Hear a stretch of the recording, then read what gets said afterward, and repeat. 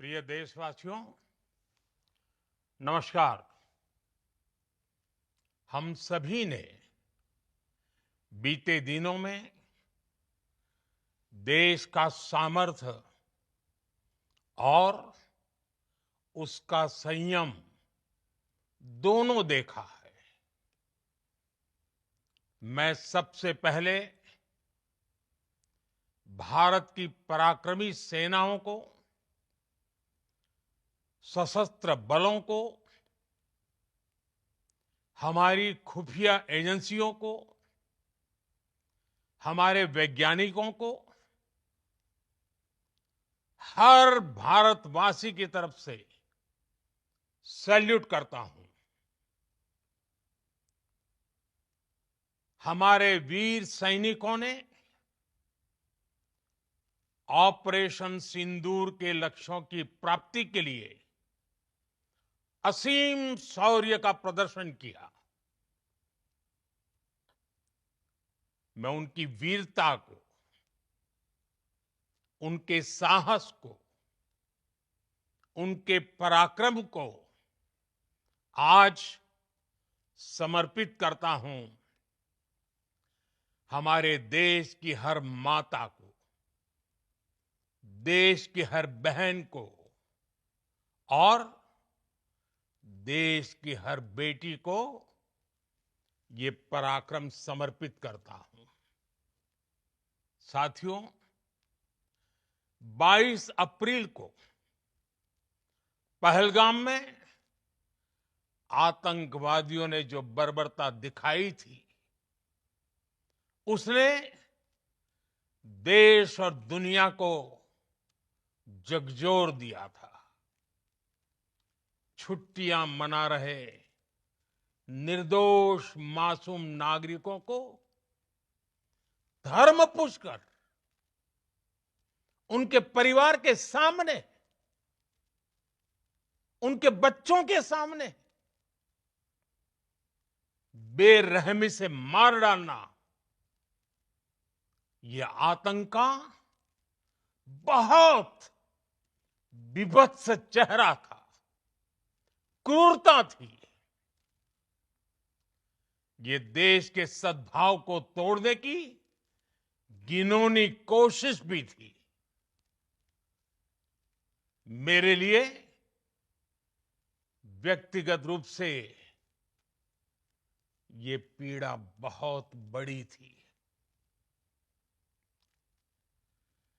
इस आतंकी हमले के बाद सारा राष्ट्र, हर नागरिक, हर समाज, हर वर्ग, हर राजनीतिक दल एक स्वर में आतंक के खिलाफ कड़ी कार्रवाई के लिए उठ खड़ा हुआ। हमने आतंकवादियों को मिट्टी में मिलाने के लिए भारत की सेनाओं को पूरी छूट दे दी और आज हर आतंकी, आतंक का हर संगठन जान चुका है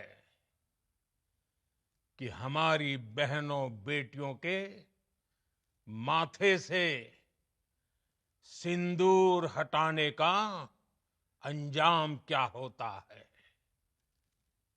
साथियों, ऑपरेशन सिंदूर ये सिर्फ नाम नहीं है,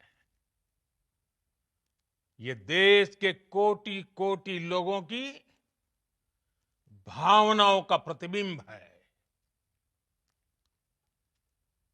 ऑपरेशन सिंदूर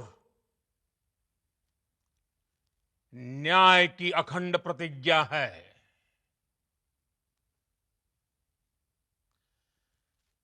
6 मई की देर रात, 7 मई की सुबह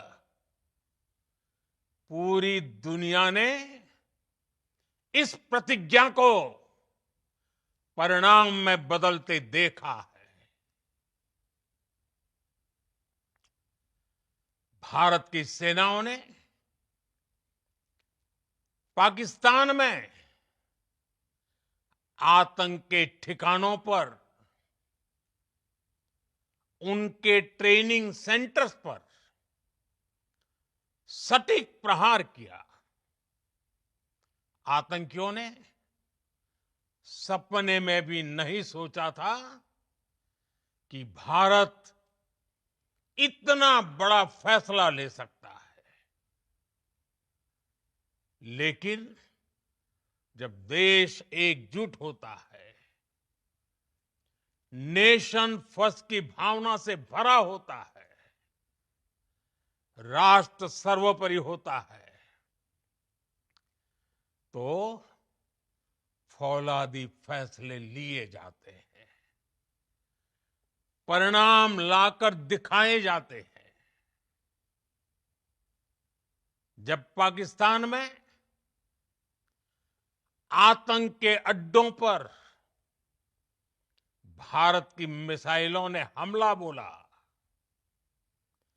भारत के ड्रोन्स ने हमला बोला, तो आतंकी संगठनों की इमारतें नहीं, बल्कि उनका हौसला भी थर्रा गया। बहावलपुर और मुरिद के जैसे आतंकी ठिकाने एक प्रकार से ग्लोबल टेररिज्म की यूनिवर्सिटीज रही है।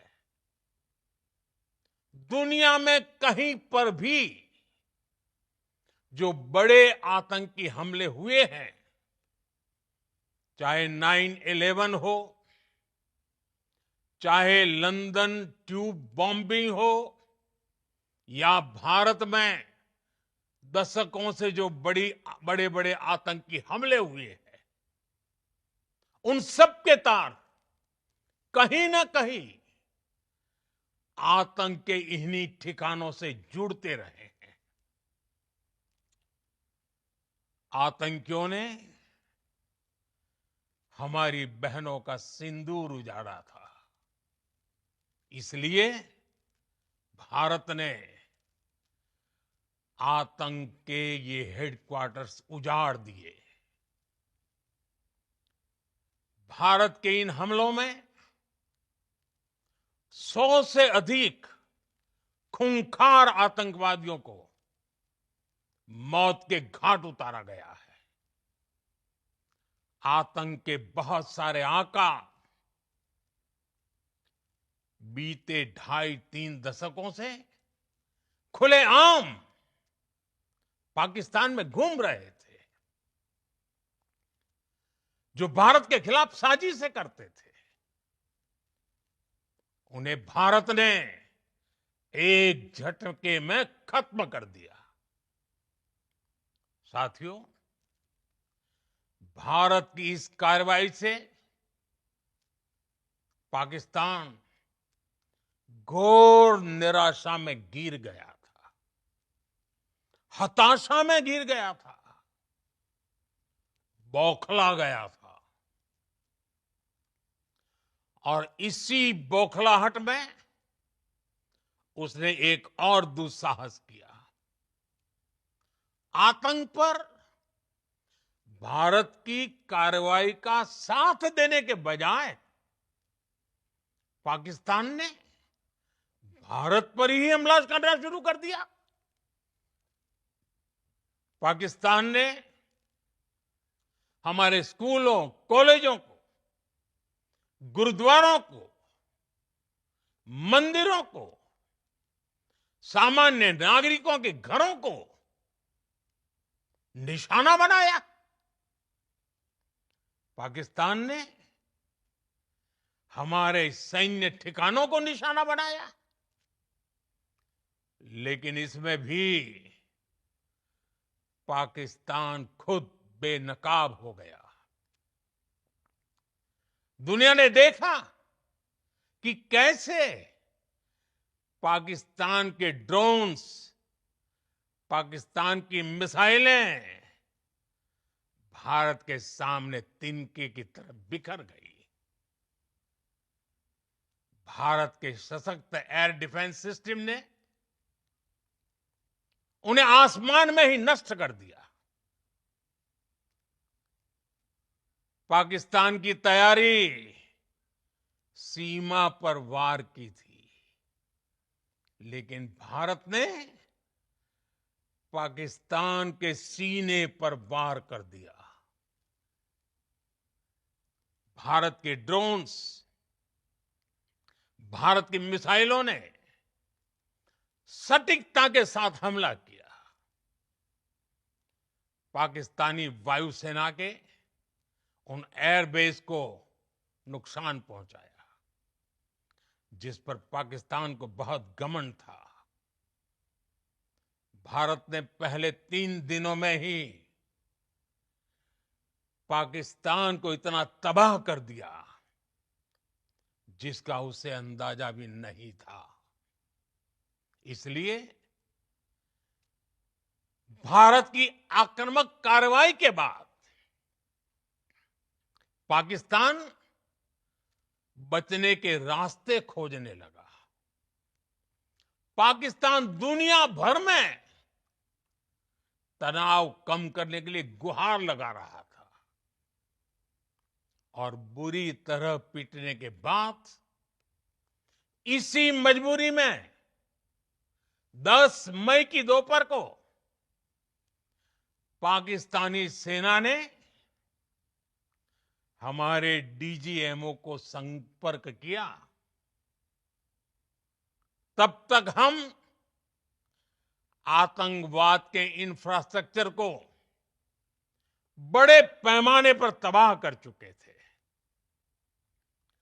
आतंकियों को मौत के घाट उतार दिया गया था। पाकिस्तान के सीने में बसाए गए आतंक के अड्डों को हमने खंडहर बना दिया था। इसलिए जब पाकिस्तान की तरफ से गुहार लगाई गई, पाकिस्तान की तरफ से जब ये कहा गया कि उसकी ओर से आगे कोई आतंकी गतिविधि और सैन्य दुस्साहस नहीं दिखाया जाएगा, तो भारत ने भी उस पर विचार किया। और मैं फिर दोहरा रहा हूं, हमने पाकिस्तान के आतंकी और सैन्य ठिकानों पर अपनी जवाबी कार्रवाई को अभी सिर्फ स्थगित किया है। आने वाले दिनों में हम पाकिस्तान के हर कदम को इस कसौटी पर मापेंगे कि वो क्या रवैया अपनाता है। साथियों, भारत की तीनों सेनाएं, हमारी एयरफोर्स, हमारी आर्मी और हमारी नेवी, हमारी border security force BSF, Bharat के अर्धसैनिक बल लगातार अलर्ट पर है। सर्जिकल स्ट्राइक और एयर स्ट्राइक के बाद अब ऑपरेशन सिंदूर आतंक के खिलाफ भारत की नीति है। ऑपरेशन सिंदूर ने आतंक के खिलाफ लड़ाई में एक नई लकीर खींच दी है, एक नया पैमाना, न्यू नॉर्मल तय कर दिया है। पहला, भारत पर आतंकी हमला हुआ तो मुंह तोड़ जवाब दिया जाएगा। हम अपने तरीके से, अपनी शर्तों पर जवाब देकर रहेंगे।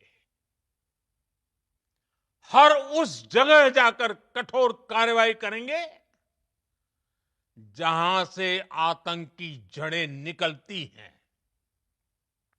दूसरा, कोई भी न्यूक्लियर ब्लैकमेल भारत नहीं सहेगा। न्यूक्लियर ब्लैकमेल की आड़ में पनप रहे आतंकी ठिकानों पर भारत सटीक और निर्णायक प्रहार करेगा। तीसरा,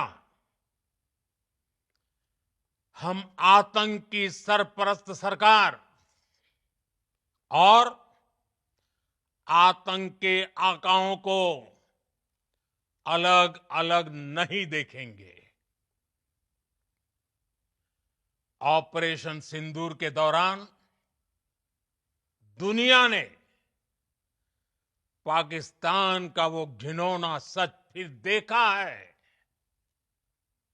जब मारे गए आतंकियों को विदाई देने पाकिस्तानी सेना के बड़े बड़े अफसर उमड़ पड़े। स्टेट स्पॉन्सर्ड टेररिज्म का ये बहुत बड़ा सबूत है। हम भारत और अपने नागरिकों को किसी भी खतरे से बचाने के लिए लगातार निर्णायक कदम उठाते रहेंगे। साथियों, युद्ध के मैदान पर हमने हर बार पाकिस्तान को धूल चटाई है और इस बार ऑपरेशन सिंदूर ने नया आयाम जोड़ा है। हमने रेगिस्तानों और पहाड़ों में अपनी क्षमता का शानदार प्रदर्शन किया और साथ ही न्यू एज वॉरफेयर में भी अपनी श्रेष्ठता सिद्ध की। इस ऑपरेशन के दौरान हमारे मेड इन इंडिया हथियारों की प्रामाणिकता सिद्ध हुई। आज दुनिया देख रही है 21वीं सदी के वॉरफेयर में made in India defence equipments, इसका समय आ चुका है।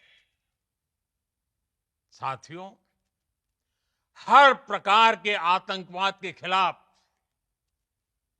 हम सभी का एकजुट रहना हमारी एकता, हमारी सबसे बड़ी शक्ति है। निश्चित तौर पर ये युग युद्ध का नहीं है, लेकिन ये युग आतंकवाद का भी नहीं है।